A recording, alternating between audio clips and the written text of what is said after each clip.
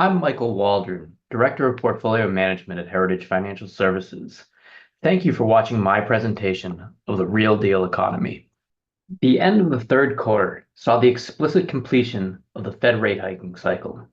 In 2022, as inflation accelerated through the first half of the year, the Federal Reserve increased the federal funds rate at an aggressive clip. Fed Chair Powell was clear that the goal of price stability was the main concern for policy adjustments. This led to a period of substantial and rapid hikes throughout the balance of the year. In the first half of 2023, the Fed continued to tighten the vise, but at a more measured clip. Inflation had started to fall in the summer of 2022 and continued to head in the right direction, approaching the ideal steady state range in the summer. This is when the Fed paused for a year and held its policy rate range steady. The rate was handily above realized inflation for the last 12 months. With inflation stabilized between 2% and 3%, the Fed was able to close out its rate hiking cycle and begin to ease. The overnight lending and borrowing rate on reserves should be slightly above the rate of inflation in a normal environment. The real federal funds rate was quite high, certainly in restrictive territory compared to the goal and realized inflation. As can be seen, headline CPI inflation has gone from being the main concern for policy to in stable condition. The latest reading was 2.5%, which is effectively a healthy patient in terms of price stability. You don't want 0% price growth because it's disruptive for the labor market that doesn't typically give wage cuts and needs slack to give raises that are zero or negative. While the 2.5% metric is a sign of health, the economy started to show some signs of weakening in the labor market. Throughout the spring and summer of 2024, the unemployment rate climbed by almost a full percent.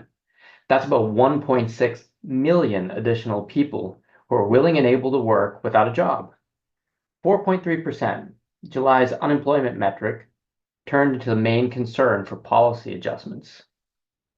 So how bad is the employment number? It's not bad.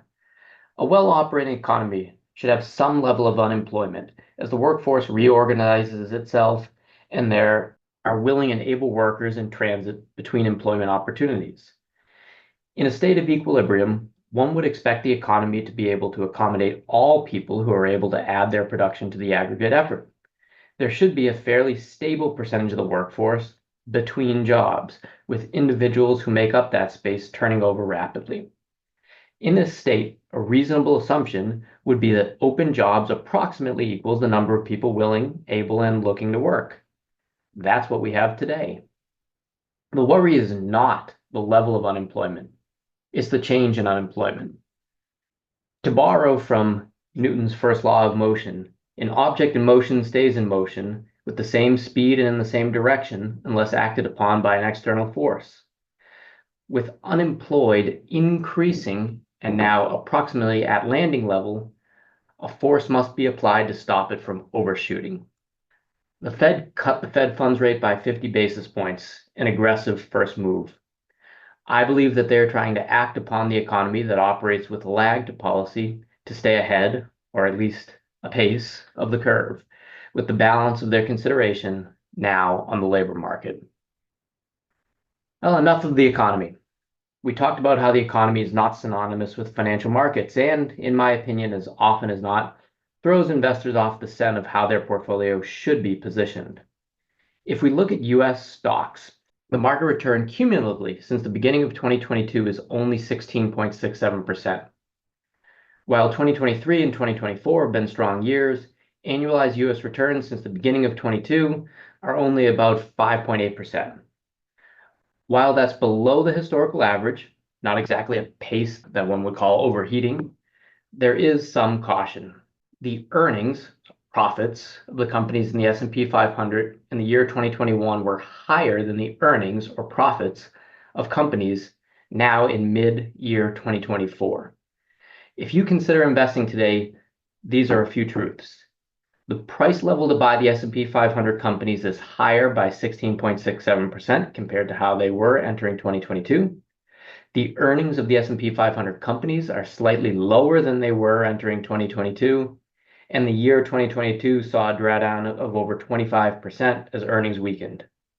If we see earnings weaken in 2025 and the market acts consistently, there's a way to fall.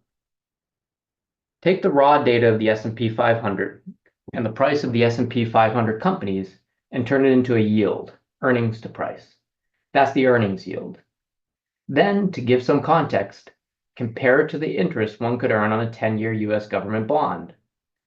The normal relationship is that the yield from current operations of a risky company should be higher than the yield one can collect on a government bond. That was the case pre-pandemic through 2021, 2022, and finally, it broke down at the end of 2023. High-quality bond yields have moved higher, while the price of stocks have outpaced the underlying company's growth and profit. As it stands, the entire return on stocks over bonds, and a bit more, needs to come from profit growth. Should profit growth be robust, stocks could indeed be priced reasonably relative to bonds, and they could grow out of their negative gap with a reasonable, say, 4% premium over bonds. But as an allocator, it's a bet that looks worse than average. Our portfolios are constructed today with slightly lower than their target baseline variability, shying gently away from stocks in favor of fixed income. An important theme for portfolio construction has been the increase in concentration in the S&P 500. The so-called Magnificent Seven stocks, Apple, Microsoft, Nvidia, Google, Amazon, Facebook, and Tesla, make up a combined valuation of $15.89 trillion. The S&P 500 weights companies by their market capitalization or valuation. This group of stocks has made an allocation built on this methodology subject to concentrated risk in one industry and a handful of companies.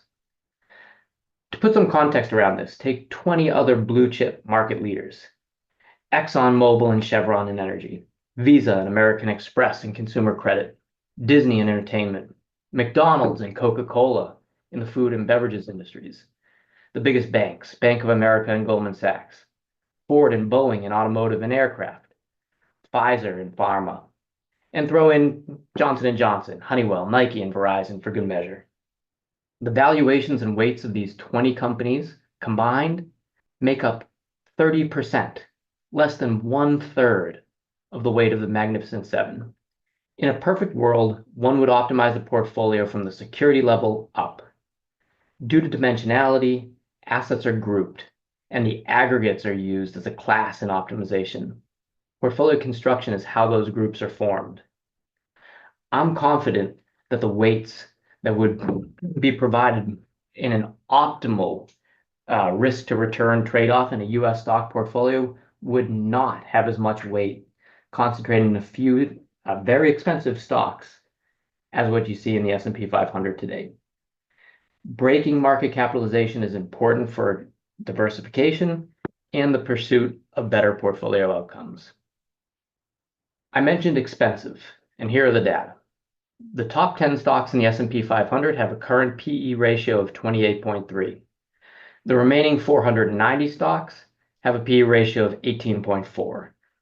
Those 490 large, well-run companies from diverse industries are priced significantly better than the top 10. This level of concentration is unusual. The top 10 making up 35.5% of the S&P 500 is approximately double what it was in 2016 and 2017. Meanwhile, the contribution to total earnings of the top 10 is not unusual. We've been there multiple times in the past 3 decades. What does this mean? The concentration is high compared to the top company's actual earnings results. Beware of the capitalization weighted index. Earlier this year, we talked about how stocks performed well and in line with history since the Fed stopped hiking rates and paused. Meanwhile, bonds did not rally in line with their history. We discussed that bonds had some fuel under them, and indeed, over the third quarter, that paid off nicely. We noted that bonds had an excellent fourth quarter of 2023, and while they chopped sideways during the first half of 2024, we thought it was an important asset class in a diversified portfolio with a strong base case expected return and an attractive return profile under various scenarios.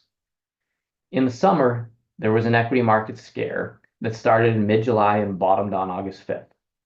The S&P 500 fell over 8%. During that time, investment-grade bonds produced a return over 3%. An 11% return differential when a portfolio needed it most is a big deal. And the total return for investment-grade bonds is now solidly positive for the year and exceptional, nearly 12% cumulative since last fall. Remember that investment-grade bonds are a valuable asset class to manage the overall risk of a portfolio, especially one that requires regular withdrawals. Unlike stocks, fixed income has a history of stability, with only 5 negative years since 1976, and with a worst calendar year between 1976 and 2022 of negative 2.9%. The return profile remains attractive in fixed income. We can stress test the 5-year Treasury with a 1% move in the yield to maturity in either direction. In the surprise case, where the 5-year rate increases to 4.5%, the total yield and price components offset to result in a 0% total return. In the case that the 5-year rate comes down to 2.5%, which is likely if equities and/or the economy recede, the total return is 7.25%. Add a little investment grade spread on top of that, and we're talking about a material contribution to a diversified portfolio. It could provide the liquidity for withdrawals and/or the money that you need for rebalancing into an opportunity. That's valuable. And of course, we're a month out from the presidential election in the US, a race that appears very close and could go either way. I'll repeat myself from our Fall Market Outlook webinar. Go back to 1948 and invest $10,000 in the S&P 500. If you sell out every time a Democrat is in the White House, you have $300,000 today. If you sell out and go to cash every time a Republican is in the White House, you have $1.2 million today. Well, if you invest through all the administrations, you end up with $38 million. I'll take the $38 million every time. Put your politics aside when investing for the long term. So what's the real deal? The Federal Reserve in the US has officially completed its rate hiking cycle and has shifted from a focus on stabilizing prices to protecting full employment. Stock prices fell faster than earnings in 2022, resulting in a higher earnings yield, and it looked attractive compared to fixed income. We went into the fourth quarter of 2022 and through 2023 with our foot on the gas, above our baseline risk tolerance. But stock prices have recovered faster than earnings, leaving the S&P 500 more expensive than it was entering 2022, with lower profits to support those prices. Stocks are priced such that companies must produce solid earnings growth. While this hopefully plays out, it leaves the asset class vulnerable to even slightly softer operating results. Fixed income provides a strong return profile with meaningful upside should the economy and public companies' profits experience low growth or maybe a negative shock. We believe an investor with an interest in controlling the variability of outcomes is well served to hold a full allocation to fixed income. Thank you for your time, and I hope you tune in next quarter as we dig into the economic data and sort out what to ignore to get at the real deal.